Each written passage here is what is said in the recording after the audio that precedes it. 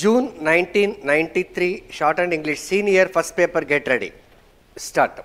Mr. Speaker, I rise to move that the annual financial statement of the Tamil Nadu Electricity Board laid on the table of the House be taken up for consideration. As required under the Electricity Supply Act, the Tamil Nadu Electricity Board submitted these financial statements to government for approval. These statements are open to discussion in the state legislature, but are not subject to vote. The board will of course take into consideration any comments made on the statement in the state legislature. A statement indicating the action taken on the comments made during the discussions last year has been circulated to the honorable members separately. I hope they have gone through it. The Tamil Nadu Electricity Board is the biggest public sector undertaking in the state with about 1 lakh employees on rolls. It has been a pioneer organization in the field of power and power development over the past many years.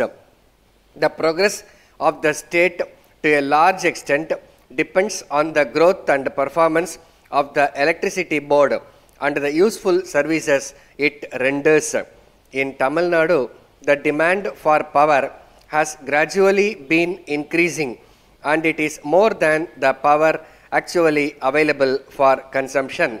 Thanks to the rise in industrial activities and energization of agricultural pump sets, the load growth has been very great. Today, Tamil Nadu has an installed capacity of more than 2000 megawatts.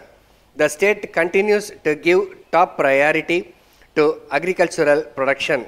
The energy consumption in this sector is well over 25% of the total consumption, which is the highest in the country. The power development in this state has been sustained over the years. The pace of progress in the last decade can be seen from the charts circulated to the honorable members. It may be seen therefrom that there has been nearly a twofold increase in installed capacity, peak demand, energy generation, with nearly 3 times increase in the number of villages electrified and the pump sets connected. A tripartite meeting attended by the Electricity Board Chairman, workers' representatives and Union Ministers for Energy and Labour has suggested a 10-point guideline for associating workers' representatives with the operational activities of the power systems in the country. These guidelines are under consideration of the board. I want to remove the fear in the minds of future consumers. Frequent power shortage experienced by us is only temporary.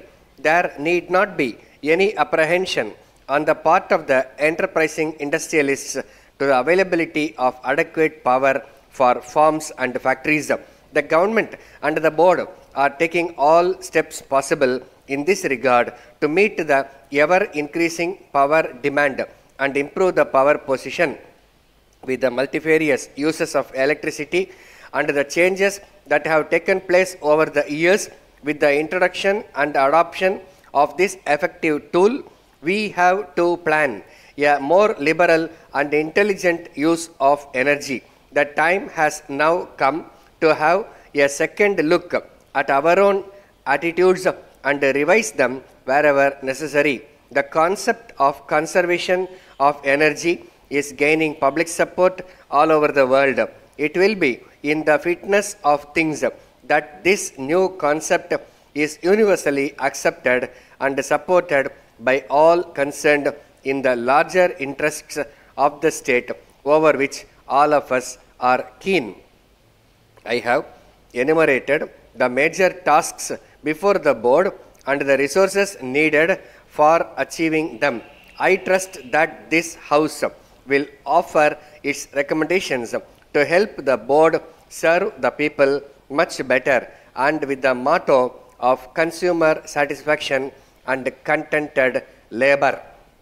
Letter dated 6th September 1991 from Jupiter Insurance Company, Bombay to Mr. S. Ashok, 41 Tilak Road, Pune.